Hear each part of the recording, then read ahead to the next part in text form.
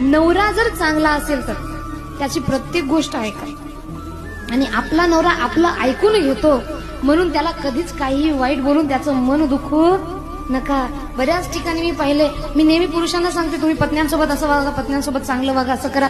पण काही काही ठिकाणी असे की पतीला वाटते माझ्या पत्नीचं मन दुखून नये म्हणून तो तिला कधीच त्रास देत नाही, तो तिचं ऐकून घेतो. तर त्या पत्नीला वाटते की माझा पती मला घाबरतो आणि ती या गोष्टीचा फायदा घेते. बघा, एक लक्षात ठेवा, पुरुषांमध्ये एवढी ताकद आहे, त्यांनी एक जरी आपला काना खाली मारले ना, आपण 2 पावलं दूर जाऊन पडणार.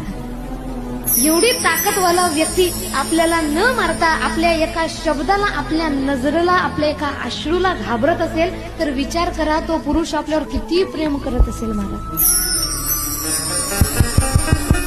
कुणाच्या बापाला घाबरत नाहीत ते, पण त्याच्या पत्नीला, त्याच्या मुलाबाळाला काही दुःख झालं, हृदय त्याचं तुटून निघतं महाराज, दुःख होतं त्याला.